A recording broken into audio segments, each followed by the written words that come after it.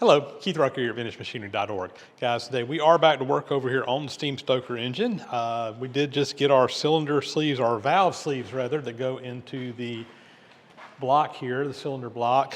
We got those rough turned. I've sent them off to get CNC'd as far as porting and stuff in them, and then we're going to have to get those finished up when they come back in and get those installed in the block so that we can get the valves up and going. The next big thing, and I think really the last big thing, there's some little things still, but the last big thing we got to do is make new pistons to go into the cylinders here. So just so you're kind of aware of what's going on. So this cylinder, when it came originally from the factory, these were bored to 7 inches in diameter. According to the documentation that we still have on this engine, this was designed as it wore. You would bore these out a little bit oversized and you would just increase the size of that cylinder, and they had accommodations to do that. You could just order standard off-the-shelf parts, oversized pistons, oversized piston rings. You would have to bore it out in your own shop or your railroad shop there, but you could just order the parts from the Standard Stoker Company. Of course, the Standard Stoker Company is no longer still in business. They are long since gone, so that is no longer an option. But I do have blueprints here on how they were made, and we're going to actually have to make a set of oversized pistons. When we got this, the inside of these cylinders were pretty badly pitted. I mean, they were not just terrible, but they were pitted beyond where they needed to be. So we did bore these out oversized. Now, I went up, took these up to Brian Block up in Kentucky. We put it on his horizontal boring mill. This was actually before I had my boring mill running. And we bored these out and got them a little bit larger in diameter. We opted to bore them out 50 thousandths oversized, so 0.050 inches oversized. I will note that the standard oversizes that Standard Stoker Company did went in 16th inch increments. 1/16 of an inch is 62.5 thousandths, so a little bit more per increment than what we did here. We did 50 thousandths. And again, this was just their standard. We're going to have to make the pistons. We can basically make them to whatever size we want to. But you know, back in the day when they were just offering a standard size, 16th inch increments is what they worked with. 50 thousandths, a little bit less than a 16th oversized. And we just opted to go there. That's where things cleaned up. And we didn't want to take any more material out than we absolutely had to. So today, what I want to do is get started on making the new pistons. So I've got the old pistons that came out of here, and I'll zoom in here and show you these in a minute. They are, of course, undersized now by about 50 thousandths. So, you know, by design, they're about 10 thousandths undersized to give them room to move and have the rings that could be able to expand in there. But 50 thousandths is outside of the limits of wear, so we have to actually make a little bit larger piston. We had new blanks cast in cast iron, which is what the original material is. And today I want to get started on actually machining these and getting these ready to go back into this engine. So let me kind of zoom in here. We'll give you the details, and then we'll head over to the lathe and get started working on turning these out. So this is one of the original pistons that I took out. That fits up onto a piston rod. This is actually bored at a taper. That's a 3/4 inch taper per foot. The piston rod comes in here, and there's a nut that comes on the end. That was one we cut off. Basically, it comes in there, it's tapered. You put a nut on the end, and then that piston rod is what's going to go back and forth up inside the steam engine. We're going to have to put a new tapered bore in there. You've got the grooves in the front. This is where the rings went. These have cast iron rings that fit down in here. The rings were, I mean, they were just literally rusted in place. I tried to get them out without breaking them, but it was just impossible.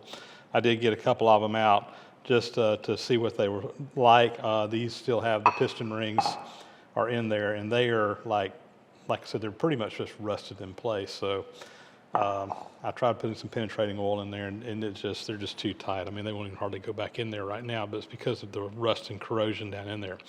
I am going to have to get new piston rings made. I'm have reached out to a company that specializes in making cast iron piston rings, and I'm waiting to get a quote back from them. Probably just going to go that route. Worst case, I could make a set of rings, but I'm going to see what their price is. More than likely, it's just going to be cheaper for me to just order some and have them done by a place that specializes in this rather than me trying to do it in-house. By the time I buy materials and spend all the time and labor involved, like I said, I think it's going to come out easier or come out cheaper even just to get them made. But we'll see. I haven't got a quote back from them. So that's the original piston rods or pistons. These are the castings we got. Of course, there's machining that has to be done to these. We need to machine the to the right thickness, the bosses to the right thickness. These need to be bored, have the taper put in there, and then the outside diameter. My order of operations, I think, is going to be, we'll put this into a 3-jaw chuck. I'll get the sides faced off here and flat, and with the proper, this center boss is sticks out a little bit proud from up here. Then we'll flip it around. We'll get the thickness right, the thickness down here right, and we'll go ahead and drill it. And then I will have to set up my taper attachment to bore the inside at the right taper. From there, I'm going to mount it. I'm probably just going to mount it on this little stub piece here that we took out of the old ones. This is one of the original ones. It was so froze up when we got this engine, I literally had to cut these to get them apart. But I think that's enough for me to chuck up in the lathe. I'll get that running true in the 4-jaw chuck. We got a center on the end. We will mount this on that, and then we will turn the outside diameter based on the bore on the inside to make it concentric. We'll have to cut the grooves in there for the piston rods, or piston rings rather. So that's kind of my thought of order of operation. And with that, let's head over to the metal lathe and we'll get started on this. So I'm over here at the Monarch 16-inch lathe, and we're getting ready to start on this. So I've just got this chucked up, and I got my jaws turned around backwards where I'm gripping on the outside of the work here. We're up against the backstop here. Of course, we don't have a machine surface, it's just the casting right now. This part's going to have run out in it, that's fine. We're going to be turning everything to the proper sizes and dimensions that we need to go. I'm going to start by facing this backside, and I want to get it down just a little bit proud of that rib right there, and then we will zero this out, measure up, and we'll face this piece. This boss here sticks up. I have to get my blueprint, but it is just sticking up a little bit proud from this surface, but we can measure that using the digital readout here on the lathe. All right, let's go ahead and start doing some facing here. I'm going to touch off right there, and we'll just face right across that surface.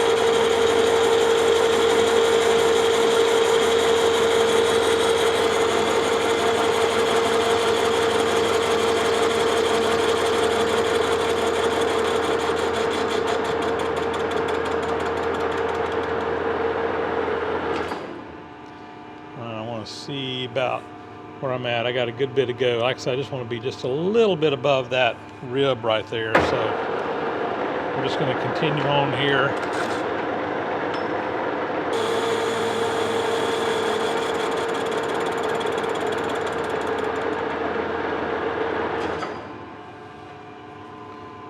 All right, that looks pretty good.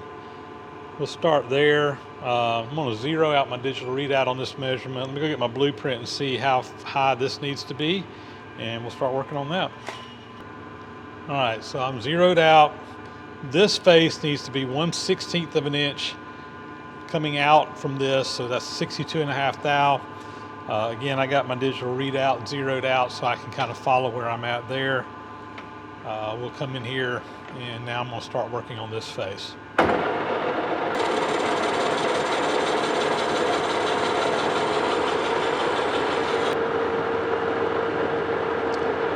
We'll let that go to the center, and we are started at 93 thousandths, so I'm going to take that in again to 62.5.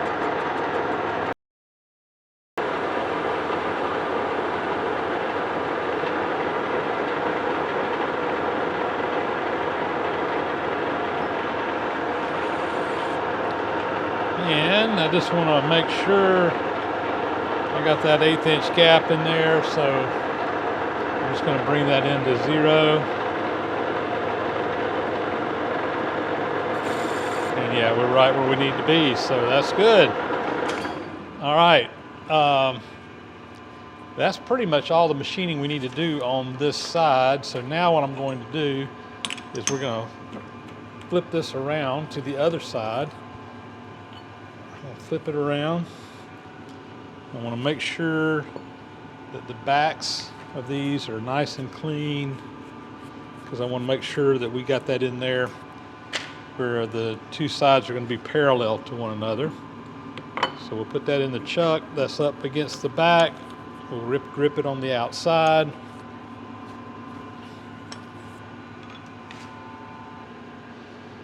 The total thickness of this is 1 7/16 where we need to be. Let me get a set of calipers and measure where we're at. Yeah, we got a good bit of material to come out of there. We're about 1 inch 680. We're going to 1 inch 4.375. I'm going to start cutting this thickness, and then we'll make the boss on the other end like we kind of did a while ago.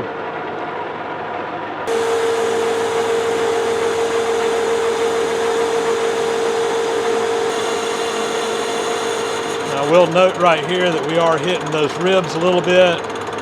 I'm just gonna, when I get through, I'm gonna go ahead and just kind of machine that down a little bit lower. It's not anything critical, but just to make sure we have a little bit of clearance, because the original Cassies did have a little clearance in there, but not a big deal at all. Shouldn't matter one bit, but we'll true it up just anyway. All right. So I'm going to come back out. Once again, I'm going to zero out my digital readout on the Z-axis here, and we need to make this again 1/16 of an inch proud, which is 62.5 thou. So we'll go ahead and start working on this surface up here.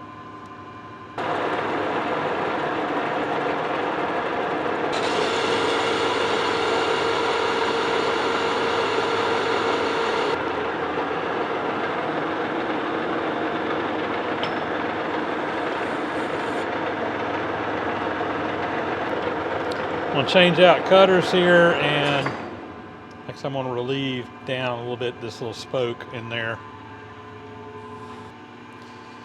I'm going to start here with a boring bar to kind of come in up against that inside diameter. I just want to put a little relief in there, so I'm just going to come in and touch off there.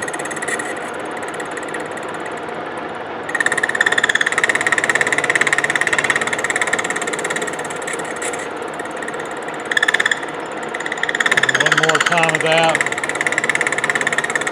Doesn't need much relief, and I'm just going to take it right to about right there. I just want that to be down a little bit, and then I'm going to change out my cutter. Go into another tool here that we can just kind of come in here and work up against this other side and kind of taper that in on the inside. So we'll come in. I'm just going to touch this off.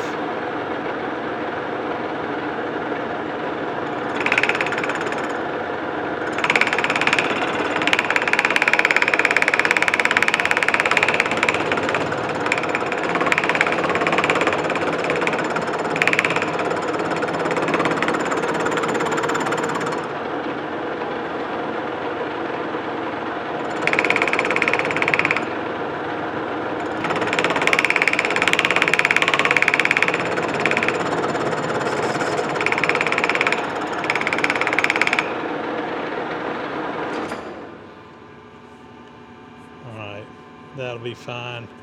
Like I said, I just wanted to have a little bit of a recess in there. It wasn't exactly the right tool to do it with, but sometimes you just got to work with what you got, and that's what I had. All right, I think we got the piston here where we need for it to be. The last step is going to be to bore this, and or drill and bore, but I think what I'm going to do is I'm going to go ahead and get the other one roughed out to the proper dimensions, then we'll work on the inside stuff. So I'll do the other one off camera and we'll come back to this. So the next step here is we need to go ahead and get this hole drilled and then bored at the taper, 3/4 inch per foot taper. I'm going to start by drilling a hole in there, just getting some material out, and then we'll set up the taper attachment and bore it out to the taper. So I'm going to start with the center drill just to kind of get the center found here. I'm just going to spot it. Just give me a little place there to get a drill bit started. Next, I got a 1/2 inch drill bit, and I'm just going to drill this completely through.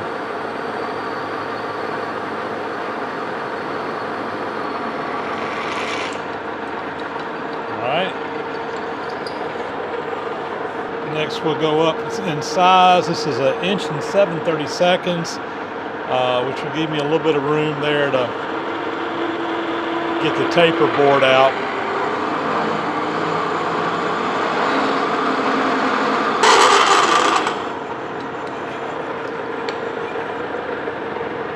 So now I'm going to get a boring bar set up and we'll bore it to the final size, and that'll also take us to the taper. Let me get my taper attachment set up and we'll get a boring bar in here and get rolling. All right, getting the taper attachment set up here. First thing I did is I got my clamp on here. This attaches the bar where it stays steady on here. I got that all worked in. So now if you look, this bar is going to stay steady, and I can rotate that around to whatever angle I want or whatever taper I want, and it's going to follow this taper rather than the ways on here. The other thing I want to do is go ahead and lock down my cross slide or go ahead and get that locked down. That will just basically tie that in. Now my front handle up here won't adjust the cross slide in and out. It's going to be adjusted sliding on that.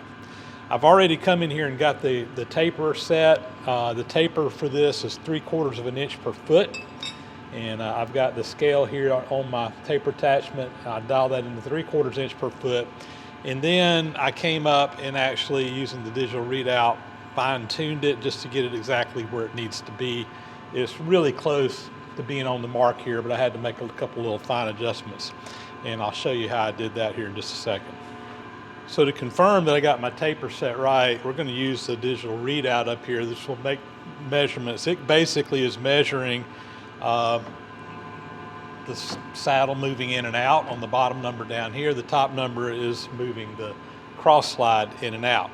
Now again, because we've got this thing set up on the taper attachment, when I move the saddle, you're going to see the cross slide is actually moving as well, because it's moving in relationship with that at the taper that we have set. Now the taper that we need to cut is a 3/4 inch per foot. Now that is the included taper. That's the taper on both sides of the lathe. When we're turning on the lathe, you know, it's turning on one side, but you're also seeing the opposite on the other side. So, you know, instead of just being an angle off of one side, it's like angling off of both sides. So when I say 3/4 inch per foot, that's the included angle. That's both sides. But because we're only cutting on one side, we need to make our measurements for half of a 3/4 inch per foot, which would be 3/8 inch per foot. 3/4 inch per foot is 0.750 over 12 inches. 3/8 is 0.375 over 12 inches. So to kind of check things out here, I don't really have 12 inches of travel in here, but I can just do some quick math, and I'm going to do a 3-inch travel. So let me just do some quick math here. I'm going to put in 3/8, which is 0.375. And because it's a 3/8 per foot, I'm going to divide that by 12 inches, which is how many inches in the foot. That comes out to 0.03125 per inch. I'm going to do a 3-inch travel, so I'll times that by 3. So I need to read 0.9375 up here on the digital readout, or something real close to it. Probably won't be able to hit it exact, but if I can get it within a couple thousandths, I'm good. So I'm going to come in here, I'm going to kind of take the slack out of my taper attachment. I'm going to come in a little bit until I kind of feel it getting a little bit tight. Just begin taking the backlash out. I'm going to zero out both axes here, and I'm going to move the Z 3 inches.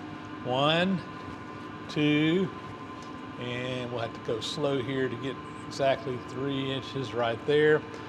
0.938. I'm shooting 0.09375, so I'm within a half a thou right there. And again, I had already played around with this and kind of got it set. And it's trial and error. Yes, I set it on the dial. I came up here and was like, oh, okay, it was a little bit too much less. Made some fine adjustments, and we've got it pretty much dialed in right where we want right now. So that's just confirming that I have my taper, and we're ready to start boring this thing out. So let's get over there and do it. All right, so again, my cross slide is locked, so I have to make my adjustments using the compound here. I'm just gonna bring this in until I kind of just touch off there.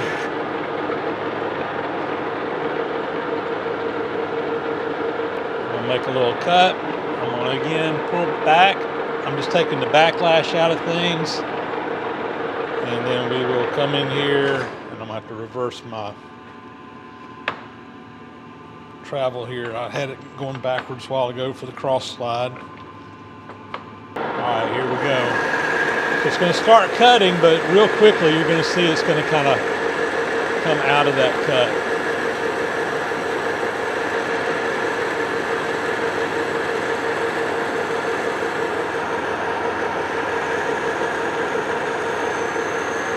Drag my cutter, so I'm just going to kind of pull out on it there. I'm going to go back to where we were.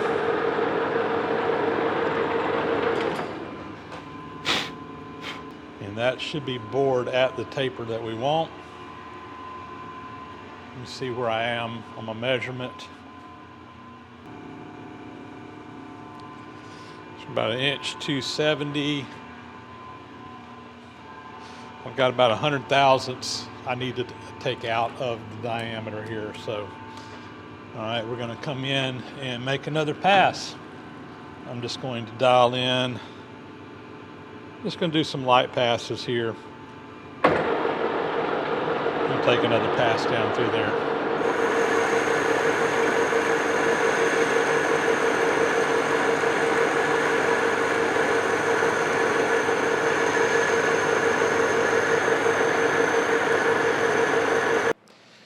All right, I think we've got this pretty well bored out. I checked this a minute ago, and we're right on 1 3/8 inches, which is what we're supposed to be there for our diameter.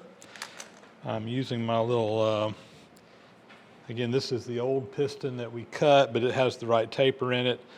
I'm just using this to check the taper, and that, I mean, that's locked in right there. So I think we got our taper right where we want it to be. Dadgum. All right, yeah. That's nice and tight. So this is ready to go. I'm going to get the other one bored out as well.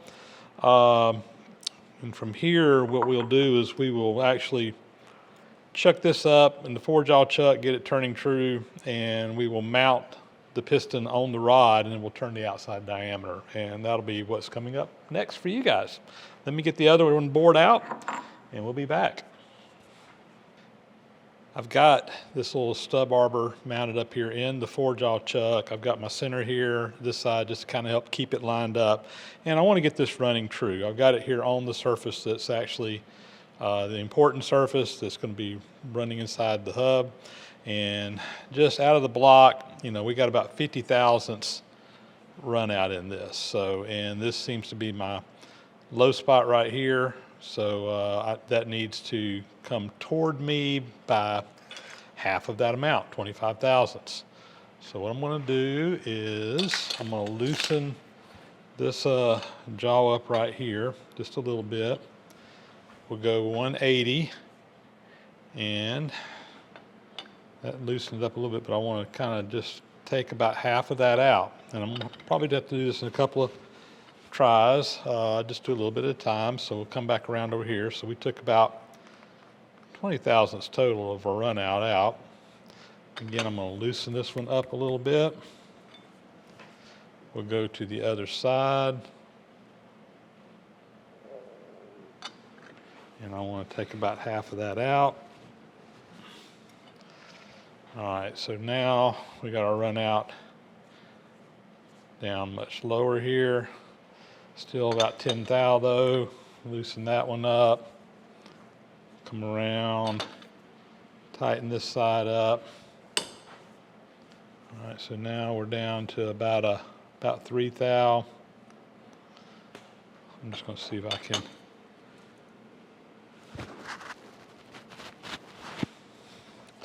Let's see, come around this side.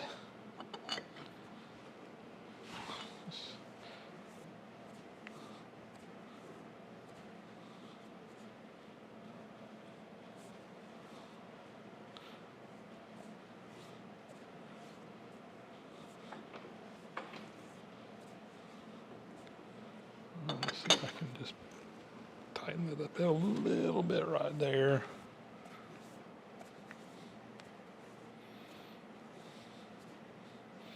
A little bit more right here.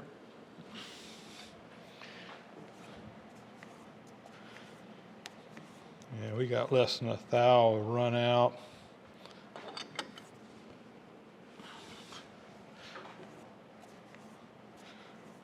Might have made it a little bit worse right there.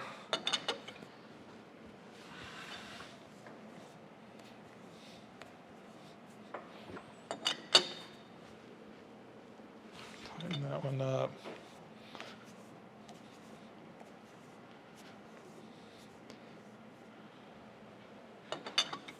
Pretty darn good.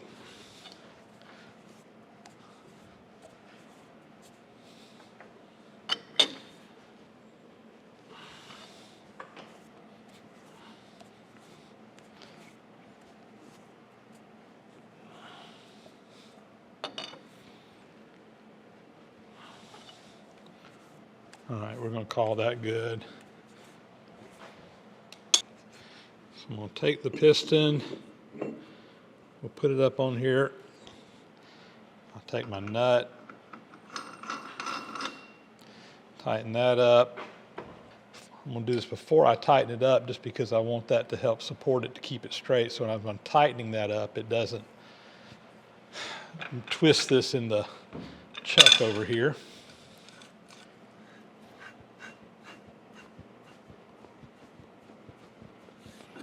That should do. And that looks good. So I'm just looking at my sides. Don't see any visual run out in them. Of course, we'll true up the top of the cylinder or the piston and get that to the right diameter. Let me get set up for that and we'll get these turned out.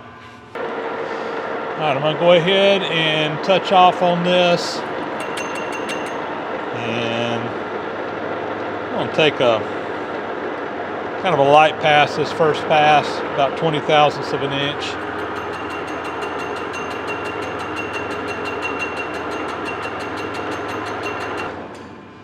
So guys, one thing I want to note here is I'm not going to be hogging off a lot of metal on this piston.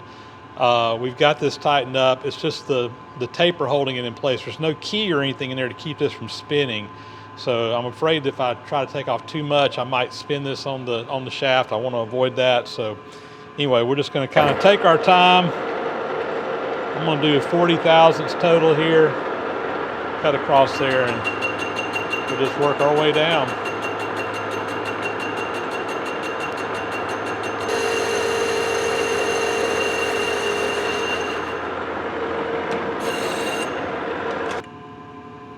Let's see where we're at here.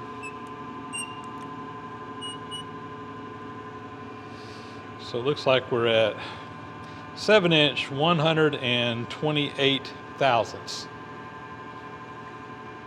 So the bore in our cylinder is 7-inch, 0.050, 50 thousandths of an inch larger than the 7-inch bore. So we're oversized by 50 thousandths.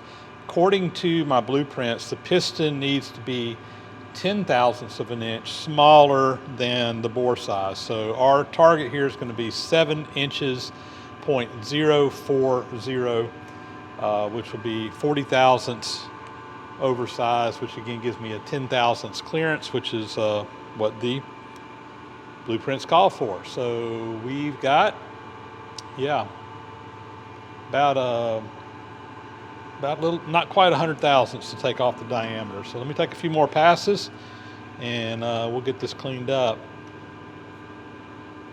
I may slow my speed down just a little bit to try to get a little bit better surface finish. As you get larger diameter, your surface speed increases.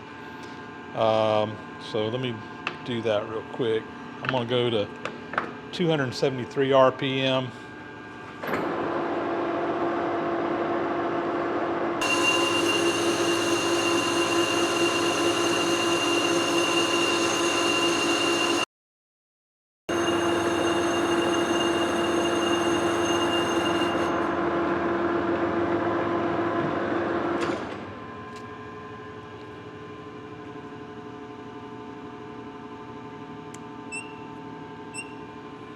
All right, we were right on the money. So I'm going to go ahead and chamfer the edges of that. Just got a chamfer tool here. Just want to break those edges.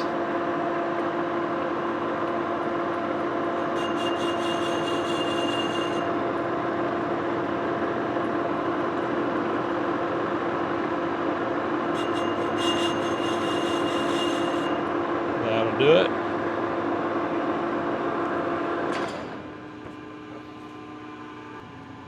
So here's the original piston, and you can see we've got the grooves that need to go in this for the piston rings. The piston rings fit up in here, and basically just it gives clearance for them to go in there. This is one of the broken piston rings that I got out of this piston. They were extremely tight. They were kind of rusted in there. But that one's cleaned up, and you can see it's 1/4 inch thick. I'll double check my measurements here. I think it's 1/4 inch deep. And let's see, let me look at the blueprint real quick. It doesn't really say how deep it goes. I'll measure these, but they need to be at least 1/4 inch, a little bit more than that, but I'll measure the originals.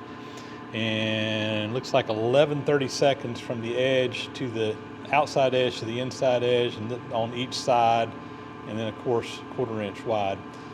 I'll also note, it doesn't really show it on the blueprints, but this shows a pretty heavy chamfer on each end. I'm sure that's just to kind of help that get started up into the cylinder. So before I get out of here, I'm going to go ahead and chamfer those pretty heavily on those edges.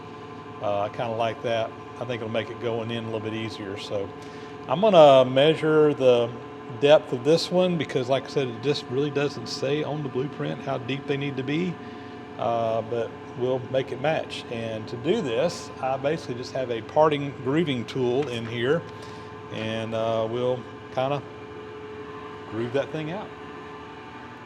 So between the blueprint and making some measurements on the existing piston, this is kind of what I've come up with. 343 thousandths from the end, which is basically 11/32 of an inch.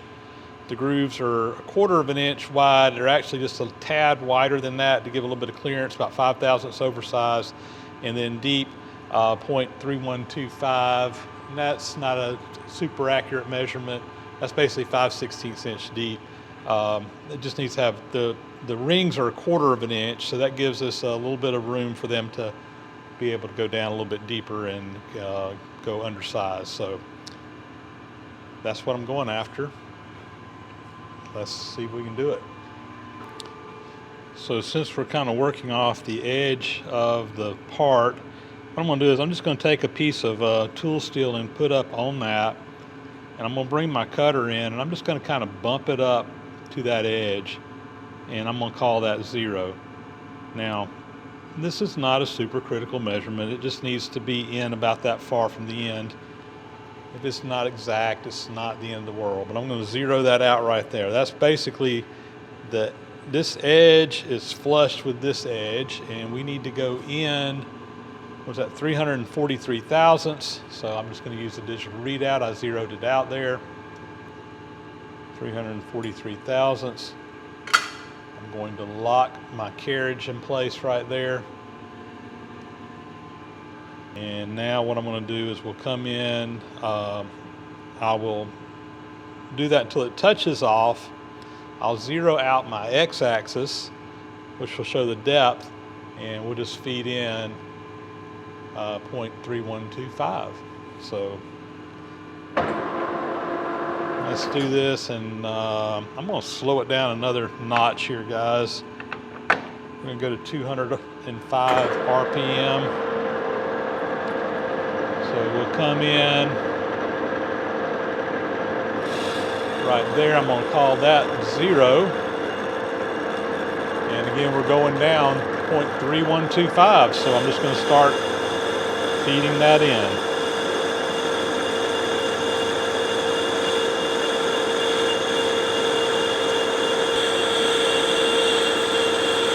$300.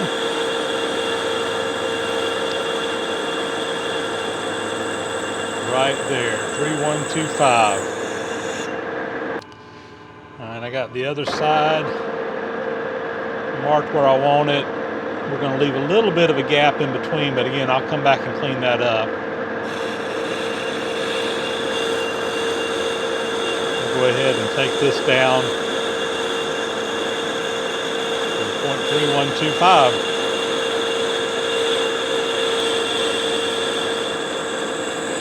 Go. Right, I'm going to go back in the center there. I'm going to just clean that little bit out.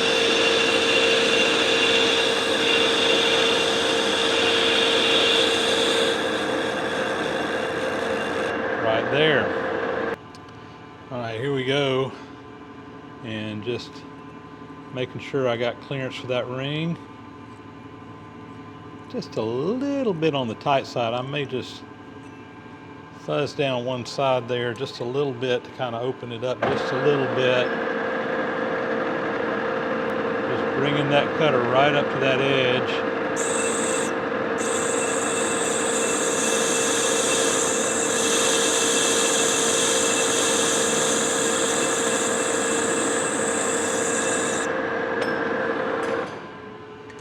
Let's see how that looks. Much better. All right. So that ring there got clearance. We're going to do the same thing on the other side over here. So let me get set up on this side. We'll zero things out and start the process over.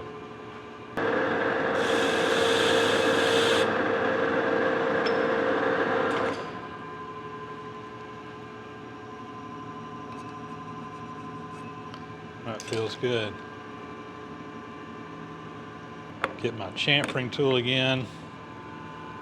I'm just going to lightly break these edges here.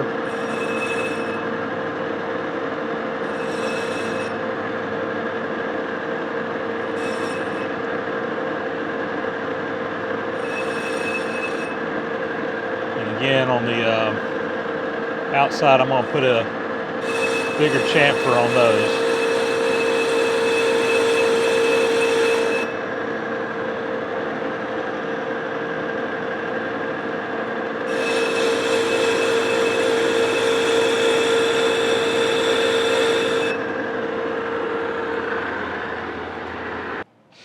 This is the new piston rod that we're going to be using on this engine, and this was actually made by Dave Eberhardt over at Dragonfly Engineering. He's another YouTuber out there. He's got a video.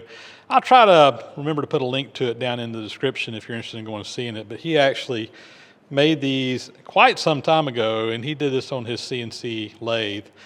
He was kind enough to help out with the project on that, as were several other YouTubers throughout this project. But let's go ahead and put this on the actual piston rod. Our tapers, yeah, they match up very nicely. I got a new castle nut here that will go on the end that will tighten all this up. And I'm not going to make it super tight right now, but You can see that that's in there, and we got a hole in here for a cotter pin to go down through once we get it tightened on there to lock it in place. But that is the piston and the piston rod. And yeah, let me just make sure I have clearance over here in the bore of the steam engine. Should, but let's make sure we do. Let's just see here. So there should be 10 thousandths clearance in there. Yeah. Perfect. All right. I'm happy with that. Well, guys, I still need to finish up the other piston. I'm honestly just running out of time today. I need to get this video finished up so I can get it edited and out, but I will do the other one off camera. It won't take another hour or two. I just don't have that time right this minute if we're going to get this video posted. So I'm going to go get the video edited, and I'll finish the other piston up later, and we'll have this thing ready to go back together. So right now, on the steam Stoker engine, I'm waiting to get my sleeves back, and those were actually sent to Dave Eberhardt, same guy that did this. He's going to put the porting in those. We got to get those pressed in before we can put the cylinder block back up onto the machine or onto the steam engine. And the other thing I need are piston rings, and I've got a couple of inquiries out with companies that specialize in making these piston rings about getting some made. So I'm waiting on those two things before we can move on with this. But I think that once I get those two items done, that we can kind of finish this thing up. Like I said, I don't think there's anything else major. There's going to be a few little small things that have to be done, but I think we're getting really, really close, which is exciting. All right, guys. With that, that's a wrap. As always, thanks for watching. Please subscribe to the channel if you haven't already. Those thumbs up and comments are always greatly appreciated. Hit that bell icon up there to get notifications when new videos are posted. As always, a big, huge thank you to those who support the site financially through Patreon, PayPal, and YouTube memberships, all which are great ways to help out my channel or any other YouTube channel. If you feel like you're getting value out of the content, please consider kicking in a little bit extra per month, because it really, really, really does make a difference around here. And with that, guys, we're going to get out of here. We'll catch you on the next video again. As always, thanks for watching.